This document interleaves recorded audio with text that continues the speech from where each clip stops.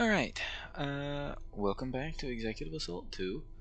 Uh, I, this is, this is the second part to my tutorial video. I made the first one on Industrial like 2 weeks ago. This is the one on Science. I promise I didn't forget, I just had COVID, and I'm still getting over it. So if I still sound a little bit funky, that's why. I apologize for that. Hopefully you guys can still bear with me. Also, so, just really quickly, I actually was intending to wait until I was completely recovered to even approach this video due to not only my COVID but a couple other things. But then I checked the first video and it has like almost 300 views on it, which for me is really awesome because most of my videos get about a whole 15 views on them. So that's really awesome. Tells me that I did an acceptable job. Thanks, guys. Fantastic. And now we're gonna do the science tutorial. All right. So also I am still not feeling 100%. So might be stuttering a little bit more in this video. Might be a little bit more of me stopping to think simply because I I'm doing this in one take. I'm not practicing like I did with the other one or anything, so might be a little bit more. But anyway, so we're in the Science HQ now. As you can see, lots of windows. Looks nice and pretty. I always loved the Science HQ the most, I think, just because of how open it is, how much you can see. Hang on, I gotta just give me a. That's better. Okay, all right. And then you've also, like the industrial one, you've got your Executron panels in the HQ over here. We've got some protesters to deal with, it looks like. Okay, big deal. Alright. So let's hop in this command chair and let's look at Science. So Science is a little bit different to Industrial now. Just like the first video, this is not going to be a perfect strategy guide. This is not going to be me telling you how to beat players in multiplayer.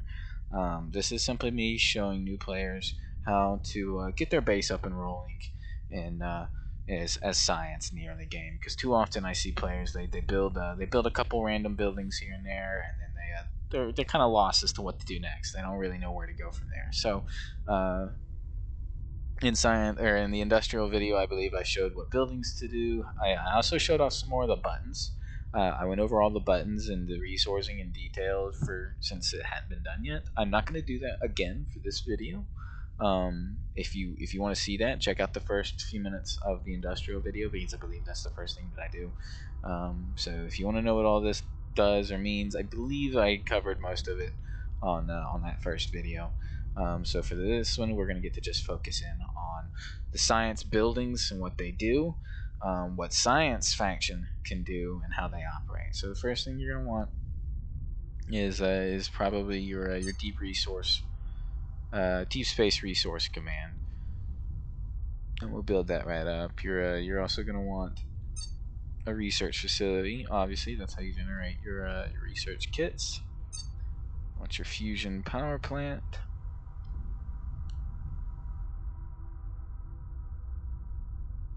And as soon as this building builds, I always like to build these on the same side. I don't know why. It's just how I like to do it. We'll build our mining command right here, and our trading port right here on the other side. And if you notice, most of those buildings are marked with a star at the beginning, and that star went away after I built the building. Anything marked with a star is something that's going to be important. So let's quickly go over what all these buildings do in case you aren't familiar. So your deep space resource command for Science, it constructs your mining outposts on asteroids and in nebulas.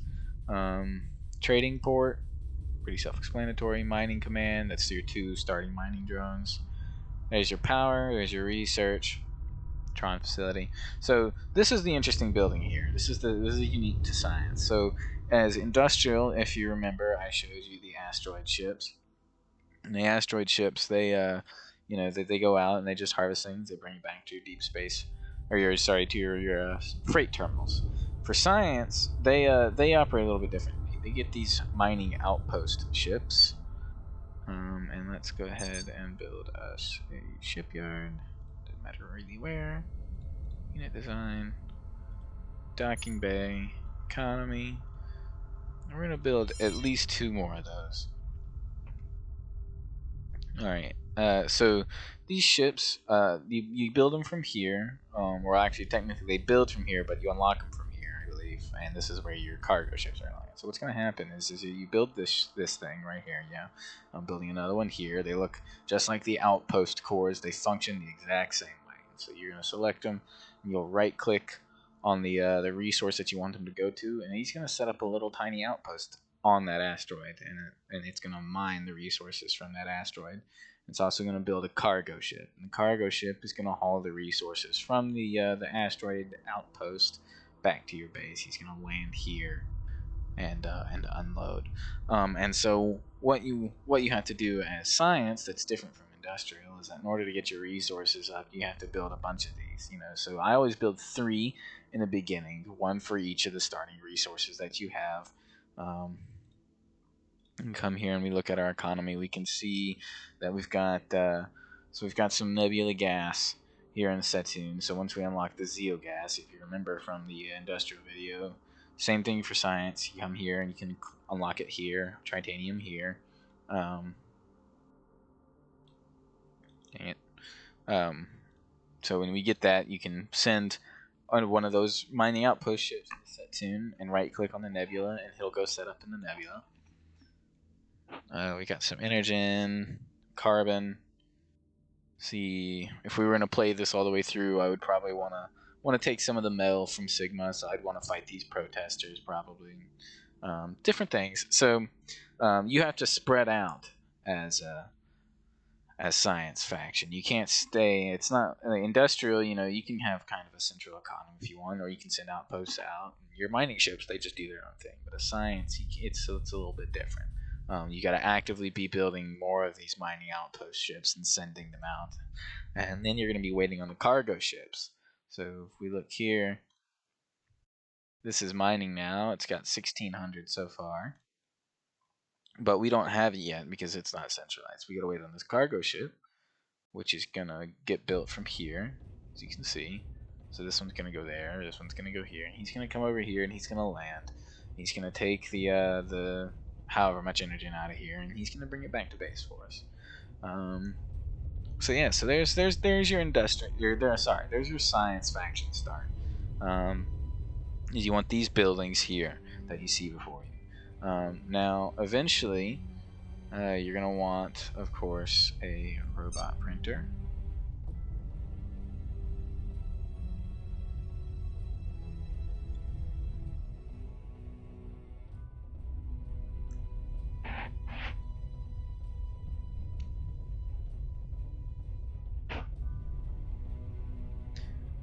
We'll let that build. While that's going on, let's quickly take a look at research for the science faction. So in the research tab, it works the same for all the factions. You've got your 4 tabs to click through, and then you've got your space tech just like industrial, station tech just like industrial. But as you can see, there's some different things. So in space tech, we don't get cannons and missiles. We get shields and lasers and beams. And they're pretty useful. It's all pretty useful, good stuff here. I wouldn't say there's anything in this section. Sometimes there's some things that are more useful than others.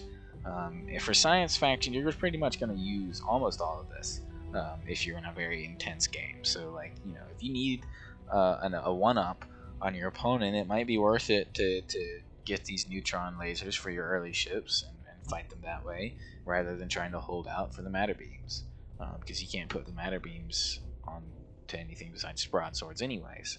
So if you're at an Ares, then you're probably going to get these neutron lasers for your Ares, because it makes it that much stronger in the early game. You can hold your own, and then you'll progress into matter beams. You might build these xenon beams onto your broadswords and axioms while you wait on the Zeo gas to come in for the prion.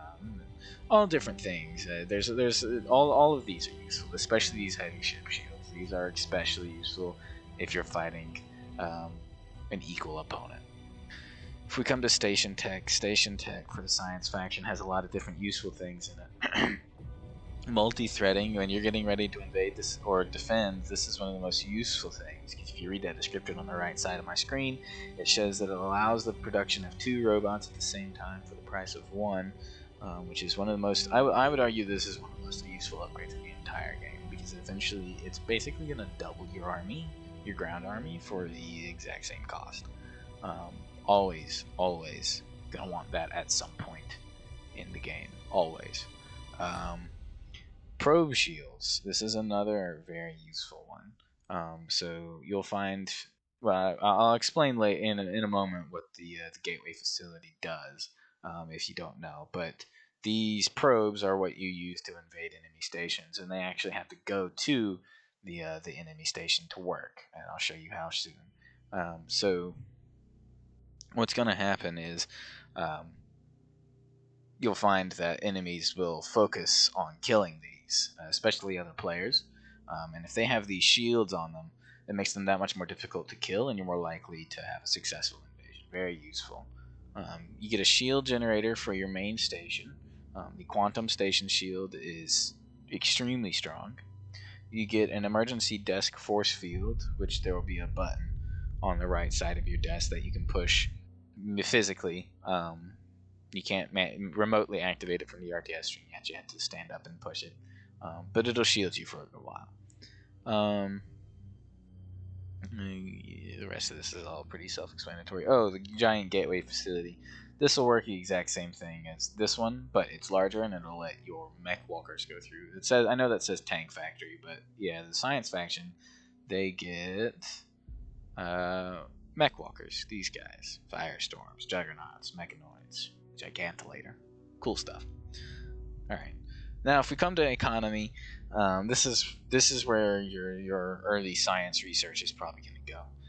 You're going to want the asteroid drill upgrade pretty quick, completed. And you're also going to want cargo ship improvements. Research completed. This may seem counterintuitive to put this immediately into these economy upgrades here, but actually this will vastly increase your early game and mid game chances, even if it means sacrificing a little early game research, simply because the science economy is a slow rolling ball.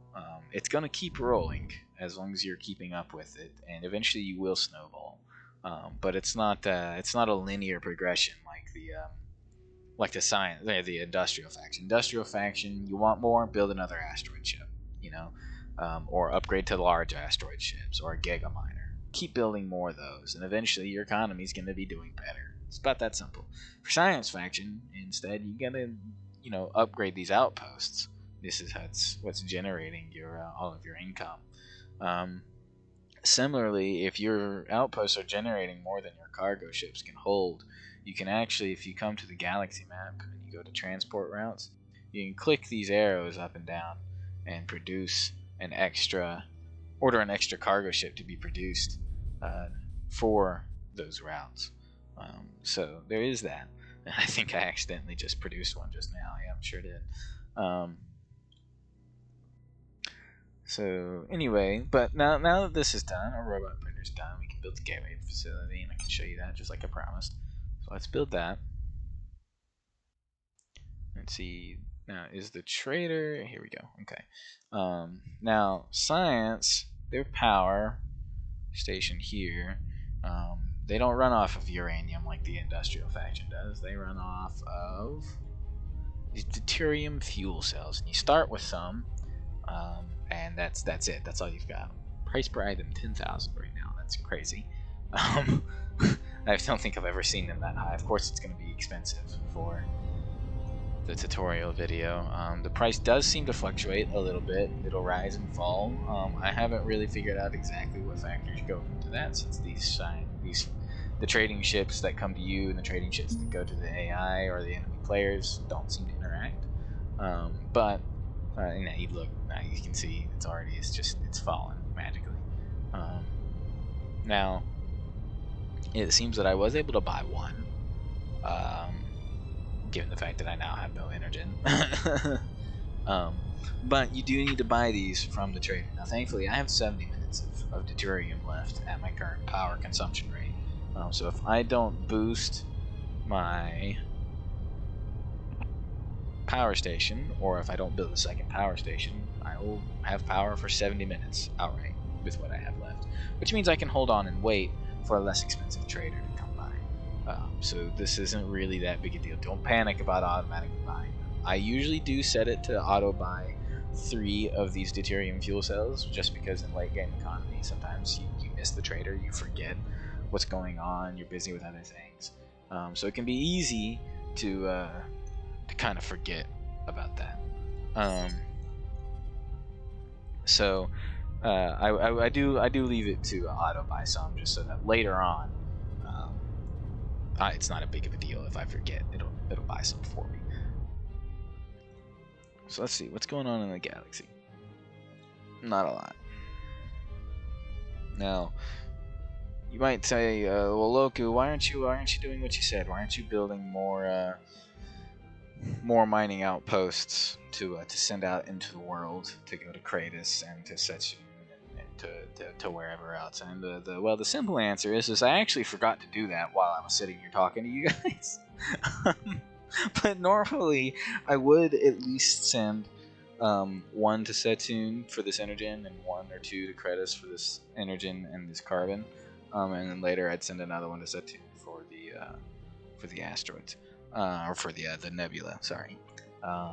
Also, this outpost here, this would be a major point of contention. You would want to take this system and even capture this outpost because of this asteroid here, this iron asteroid. You want that metal ore for the tritanium, and you want it quick. Now, in the meantime, let's show you how